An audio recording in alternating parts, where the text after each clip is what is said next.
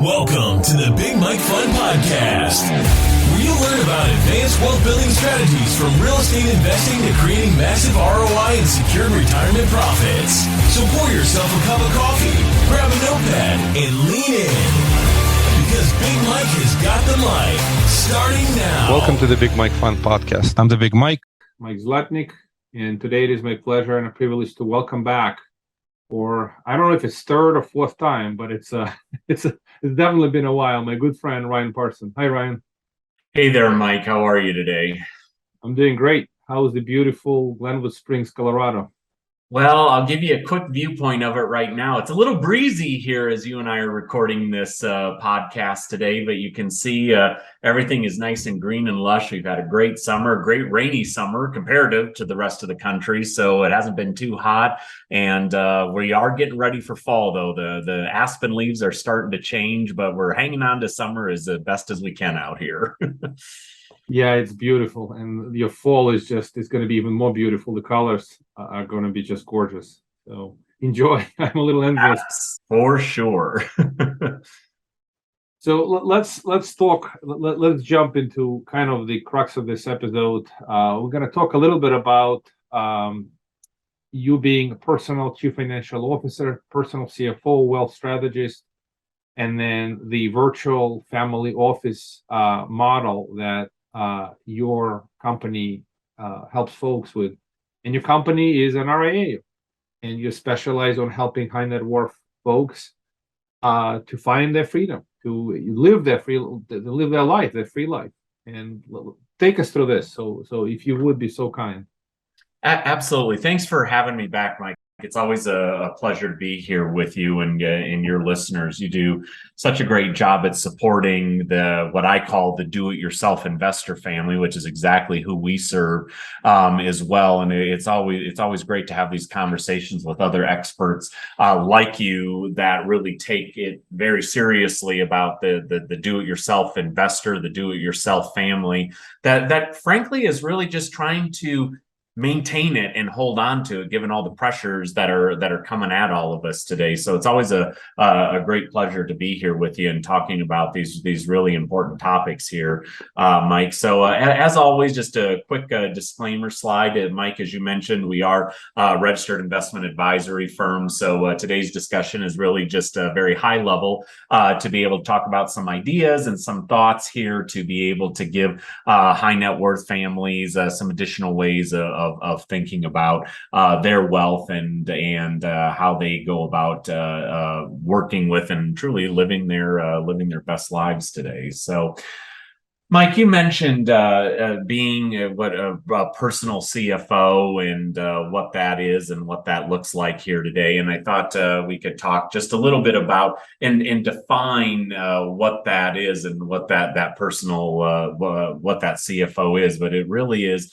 From my world and my own story, Mike, and I know a lot of your listeners know that too, my challenge of being a high net worth investor myself was really identifying the right other experts around me to be able to help me continue to grow my own wealth and sustain my wealth, especially in the world of alternative investments and private investments and real estate investments that, of course, I know are near and dear to your heart too. And the reality of it is, it's very difficult to assemble a good, high-quality team around you of those types of experts that really understand us as do-it-yourself investors. And that's what really spurred me to be able to help other do-it-yourself families and do-it-yourself investors to make sure they're not just getting good information, having access to information, but as a way to help skip the lines, as I like to say a little bit, and give access, whether it's asset managers like yourself, whether it's other industry experts in the world of tax or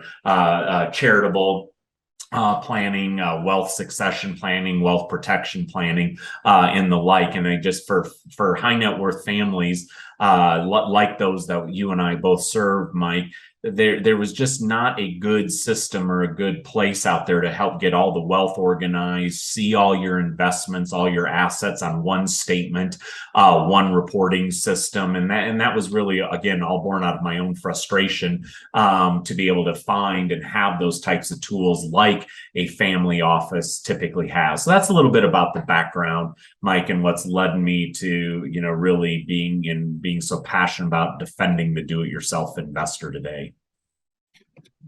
Thank you for that overview, and that's a great overview. And do it yourself sounds a little scary, but reality is there's nothing wrong. You wrote a book, Be the CEO of Your Own Money. Forgive me if I don't quote the title of the book the right way, but most folks they don't want to abdicate the investment decisions. In fact, do-it-yourself model means that you are in charge. You are making the decisions rather than engaging some family office manager to do it for you and letting them make the critical decisions for you and trusting them with your personal life decisions. And I think what you offer is a lot more customized. So take us through the process. Say it is a high net worth family that needs some help. Obviously, one of the things you mentioned is help with their investments and allocations and what makes sense for them, but also with business succession, with charitable giving, and other parts of their overall involvement. So just take us through the process. How do you go about chatting with them, bringing them on board, and what is the typical net worth of these folks? At which point do-it-yourself model begins to make sense? At which point it stops making sense? I guess they have too much money at that point, and they don't want to do it themselves. So do you have any thoughts on that? Sure. So that's probably a great segue, Mike, to what I call defending the do-it-yourself investor and the do-it-yourself family. And you just mentioned it, and I'll go into a little bit more detail here. But it's really when a family gets to the point that they've amassed amount of wealth, and that may be through operating businesses, it could be through various different trusts, it could be through certainly their investments. You get to a point in time in your life, Mike, where you realize that there's just more level of complication than either what you wish to handle completely on your own, or have the expertise to handle on your own, or even the desire to handle on your own. And I couldn't agree with you more. The idea of abdicating your wealth decision is something, frankly, I abhor. the giving control away to what you've had to work so hard for. Because nobody cares more about your wealth than you do, and you've got to be involved, and you've got to have the day-to-day oversight and frankly the control of it, because if you don't, there's just too many forces that are at play that cause it to dissipate. And still in this day and age, even with high net worth families, 94% of families lose their wealth by the third generation. And as you very well know, Mike, it's very normal to have 3 and 4 generations alive all at the same time, which just speaks to how difficult it is still in our great country, of how difficult it is to sustain wealth. Even though it's available, there's nothing but opportunity out there. It's very, very difficult to sustain the wealth. And those families that do maintain the control of it. But again, they get to a point in time based on either the size of the operating businesses, number of employees, size of investments, different structures that are in place. You just need an ally on your side, helping to be a good sounding board in terms of those decisions that you're making. And that's probably where I would move to and talk through here a little bit about what that exactly means. And so hopefully you can see my whiteboard here, okay? But it really is today, Mike, when you think of the world of just all things experts you'd bring on your team, like an asset manager like yourself. If an investor wants to invest in Tempo, you might think of your tax advisors, you might think of your estate planning attorneys, you might think of your life insurance agents, you think of your bankers, you think of your concierge medical providers, you think of your business coaches, just any and all experts, Mike, that a high net worth do-it-yourself family might bring on or engage with. And this is certainly true across the board, but the reality is today that a lot of high net worth families, when they engage in other, the professionals, just have what is really a disappointing experience. And what I mean by that, Mike, and it's just gotten just completely blown out with the pandemic, inflationary issues, employment issues today. When I say disappointing, Mike, what a lot of high net worth families have when like you just can't get a hold of anyone. Today you try to call any business and get a hold of anybody and talk to a live human being is just flat out disappointing. I don't care what kind of business it is.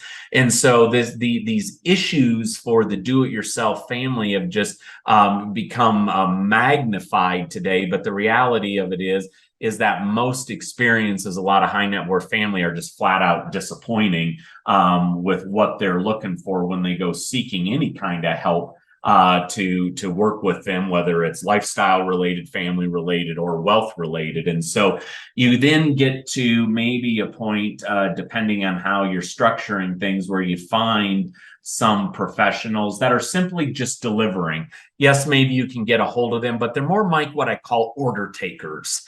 They're just doing whatever it is you called them to do. I had to go into my bank the other day to do a transaction, and it was just okay, thank you for coming in, and basically hurry up and leave and get out of here so we can help the next person. They did what I did, but there wasn't anything else. They were purely just delivering, their banking services that I needed help with that day.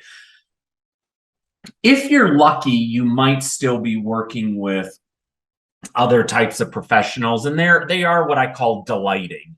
They probably know who you are. You probably have some sort of a relationship with them. They not only take care of what you need or what you want, but they're probably offering something else that you might need help with, or something else you might be interested in. And Mike, you and I've talked about this before, but it's typically, in a lot of cases, again, it might be the insurance agent, it might be the bank, just any and all of these other people that a high net worth family engages with. They're typically bringing through whatever type of product they have to sell. It's usually a commission based or something of that nature. And so they're bringing forth the best that they can because it's all that they have. And just in the hopes of that maybe it's something that you're interested in or something that you need. So, and you might be happy with that, and that could be very, very helpful. But what I've realized with my own wealth, that of my family, certainly the families that we serve today, Mike, a lot of families that you and I co-serve together in our relationship, in that they're because they are a do-it-yourself family, because they have been successful, they are successful. And a lot of these elements of their day-to-day wealth management, they can handle on their own. And it gets to the point of where they then need help, and really having allies on their team that can help defend their wealth and defend their lifestyles, defend the way they want to live, defend their families, and to be able to truly sustain the wealth in the manner of which they desire it to be. Because as you know, Mike, most successful do-it-yourself families, they've made smart decisions about their money. They've made good investing decisions.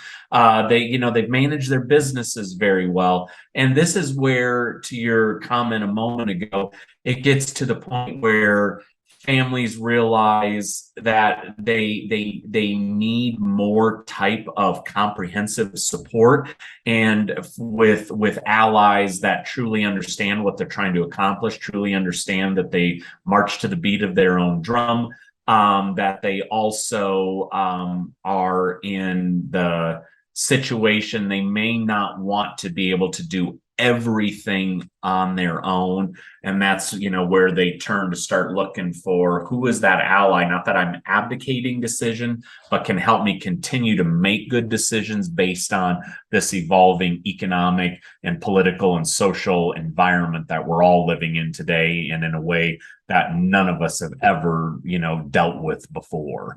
So that's what I call, Mike, the idea of defending the do-it-yourself family and investor today.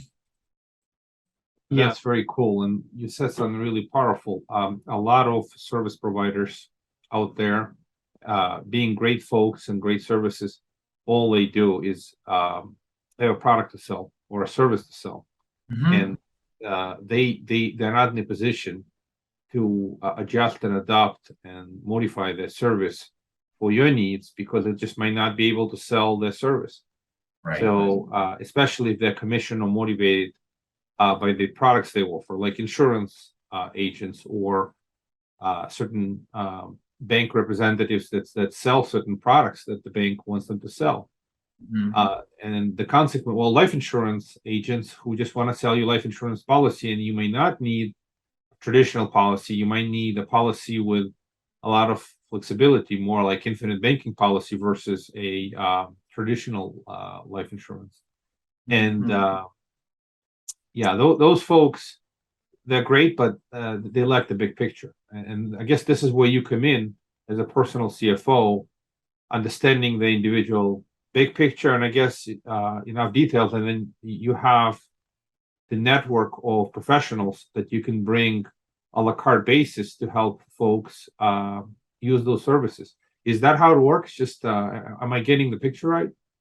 That's exactly right, Mike. And in full discussion here, any of those other types of professionals, it's not that there's not a need, for what they do, but you hit it on the head at being able to truly understand the comprehensive situation and how the successful high net worth family thinks, why they think that way. It's really all about having the right group of professionals and the right the situation. So everyone's rowing the boat together, Mike, is what it is. Because a lot of times you've got everyone operating kind of in their own silos, and without anyone coordinating the cadence, so to speak. And that's exactly where we like to come in. Again, was born out of my own frustration of needing help with that, just in our own set of circumstances. And so that's when you start to realize the what the coordinated effort is.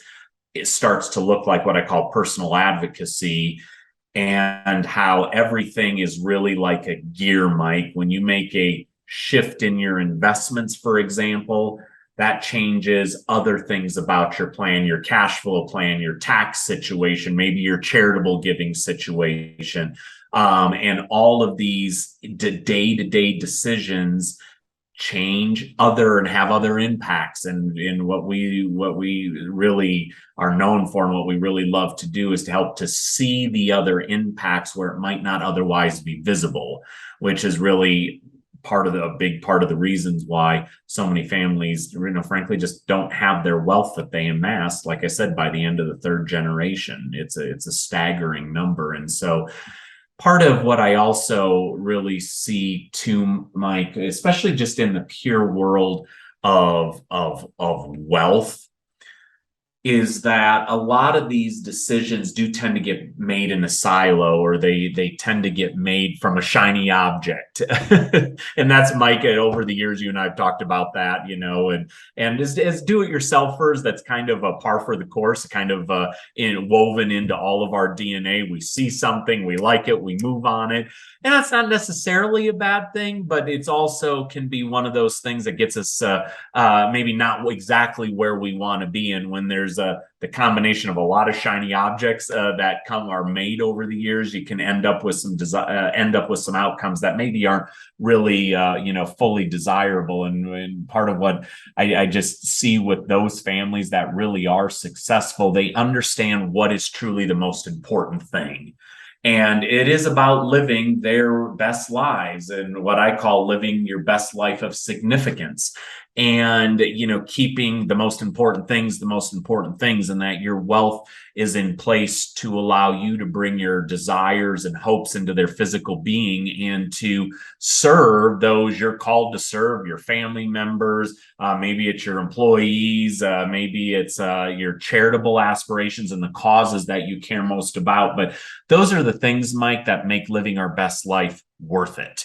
And what I look at, and I think just in this my own world and what I feel like I'm called to do, and the bridges I'm called to be able to build and serve, is really boils down for me to one word, and for me it's lifestyle. And Webster defines lifestyle the way in which a person or group lives. I have a little bit of a different version, or a different definition of lifestyle, but to me lifestyle is about the true freedom of your time to enjoy it at your leisure and nobody else's mandate. That's followed up by being able to march to the beat of your own drum, because for most of the families that you and I serve, Mike, they built their success and built their wealth doing what they wanted to do, how they wanted to do it, and not just following the herd mentality. And finally being able to not just explore the roads less traveled, but create their own roads. So they can, at the end of their lives, they can look back and be really truly fulfilled to have worked on their life's callings and not somebody else's. And so that's really the approach that I've seen and see so many other truly successful high net worth families not just grow their wealth, maintain their wealth, preserve their wealth, because they're keeping the number one things. And of course, everything that goes into making wealth decisions is certainly important to that. But it's really knowing who you are, knowing who you want to be, who you're called to be, why you're called to be that, and then making your wealth work for you, and so that you can truly live your best life of significance. Yeah, this is great. Lifestyle. Yeah, I love this word. I use this word not as much as you are, but it's certainly critical. I guess it's the freedom of doing what you want, with who you want, when you want, and picking and choosing your lifestyle, and also doing it in a manner that serves your family. So it makes a lot of sense. Now let's go back for a minute to who this product is for. What's your typical avatar? I just wanted to kind of understand. Is a family with $3 million net worth, $5 million net worth, $10 million net worth, $20 million net worth, $50 million net worth. Is there a dollar amount that is an optimal kind of at which point they come in and they ask for your services? I realize it may not all be about the net worth, but at some point this begins to make sense. At some point it ends to make sense. I guess they can use a personal CFO all their life, and they could be worth $1 billion or $10 billion. So what are your thoughts on this? I'm just curious, kind of what is a traditional avatar for you and folks that should think about your services? Because there's also cost, right? And the cost varies on the level of services that they need. So just curious, how does that work? Yeah, it's a good question, Mike, and I get it very regularly too, because for most families, the successful do-it-yourself investor that I find today, Mike, most never even knew that a personal CFO even existed.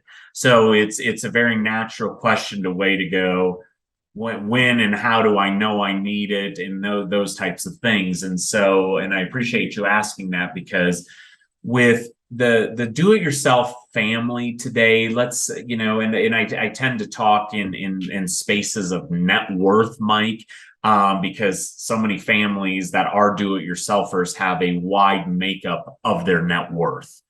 Some families are own 2 or 3 operating businesses, and their net worth is largely based in those operating businesses. Some families are 100% running their own investments, and so their net worth is in this wide range of investments. Could be traditionals, could be alternatives, could be real estate, could be in any percentage of all of that.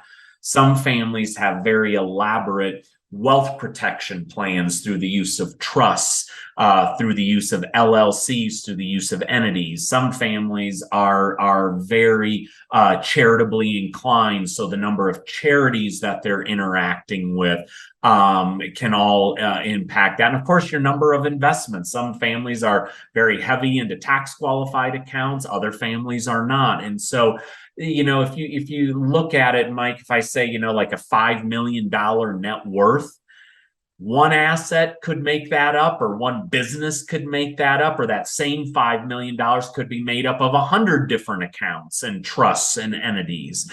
And so when you, wherever you're at as a family, you're generally are starting to find yourself in a layer of complication, not so much about what your net worth is, but the construct of that net worth. And you're saying to yourself, there's reasons I did all of this and I want to keep doing it, but I need some more help maintaining it, perhaps. Or you get to a point where, there could be kind of, to an extreme example, we start, helping families maybe when a business partner has died. There's been two business partners involved with, dealing with everything. And the surviving business partner says, wait a minute, I can't run the businesses that are now all left to my care and continue to build my personal balance sheet at the same time. I need some help with that type of thing. That could be an example. Another one, Mike, it could be a situation where there's a family, a successful do-it-yourself family where the matriarch or the patriarch has largely been involved with accumulating and managing the day-to-day of the financial affairs. And just through a process of time, they realize, while they've been very successful doing it all on their own, they want to spend their time doing other things. Could be spending more time with their spouse, could be spending more time with their kids, it could be spending more time with their charities, or they get to this point where they realize that some of the causes that they care most about haven't gotten the attention that they need or want. And they need an ally in there to help align those lifestyle aspirations with the wealth that they have, and how do those two better work together. So that hopefully might provide some examples of where a family starts to say to themselves, we need another ally with us. Not that somebody is making decisions for us, because a personal CFO doesn't make decisions. As I like to say, we make suggestions. Our families make the decisions, and we're just helping to make sure that their best life, they continue to follow that and make the more precise decisions that allow that lifestyle to truly sustain on their terms. Yeah, this makes great sense. I appreciate all these examples because different circumstances, different strokes for different folks. And like you said, it could be a business, it could be a portfolio, it could be somebody retiring, changing their life. Well, life events change, right? So things change, and bringing in, like you said, an ally, a personal CFO, could make a big difference to help them make these decisions. The other really interesting thing is that most folks, even in do-it-yourself model, don't know as much as you do, and you have expertise. You've seen a lot of these circumstances, and you know how other folks have managed these similar circumstances. It's almost having a coach. I work with an executive coach, and the purpose of the coach is to help you see things sometimes you don't see, not because you don't know those things, but because they work with other folks, and they have broader visibility into a lot more solutions, and that helps. It's almost like, as a personal CFO, you're like a personal coach, where what they should do and how they should do it, and helps them move in the right direction. Any final comments on this? And then how would folks get a hold of you if they wanted to chat with Ryan, learn a little bit more about this, and start working with you? Sure. Mike, I appreciate you bringing that up, about, when life happens. And I was just thinking about, we were just having one of our regular progress meetings with one of our families just earlier this week, that took place. And that family's done extremely well for themselves. They've invested well, they've run their businesses well, they've raised their family, they've done everything right, so to speak. And they have a situation with, ironically enough, with one of their pieces of real estate in a neighbor. that is going to require some significant we'll just say some significant potential buyout issues of a piece of real estate that they were never expecting. And this is multiple hundreds of thousands, may even run into the 7-figure range. And what hit me as you were just saying what you were saying there, Mike, is even our best laid plans, life happens. And it's not because of anything bad or anything wrong. It's just life happens. And when you have significant things like that, which generally speaking, as high net worth families, we all do over time, you need to be able to see how do you make the best decisions given this completely unexpected scenario that you just kind of found yourself in. And that's where having that ally that can help you see it all objectively, and sometimes without the emotions, to be able to make the best decision given the circumstances that you're faced with. So, those are other examples of it, Mike, that I think a lot of do-it-yourself investors find themselves in, that maybe they never conceived or anticipated they would have found themselves in. And so I'm always happy, Mike, to talk with any of your families that you serve. They're always welcome to reach out to me. You can shoot me a text, 480-284-4806, or just give me a call on that number too. The good old fashioned telephone still works well, Mike. I'm always happy to talk with any of your families about any situation and just kind of see where it's at. And, we can start with a conversation and see where it goes from there. And thank you for sharing your wisdom, and thank you for sharing your cell phone number. Hope you don't get spammed too much, but good. Let folks reach out or share once again your website, sunlightpeaks.com, right? Sunlightpeaks.com. That's right. Anyone can reach out to us there too if they prefer. Thank you so much, Ryan. Always great to have you on the podcast. Love having you back. And I don't remember how many times we've done this, but I'm sure you'll be back many times again. So appreciate you. Enjoy the beautiful Glenwood Springs and the beautiful weather, and the fall should be a lot of fun. The colors should come out soon. That indeed they will come out anytime here, Mike. You're always welcome to enjoy it too. Thank you. Absolutely. Thank you for listening to the Big Mike Fund Podcast. To receive your copy of Mike's How to Choose a Smart Real Estate Fund book, head to BigMikeFund.com or visit Amazon and type Mike's slot name. Keep listening and keep investing Big Mike style. See you on the next episode.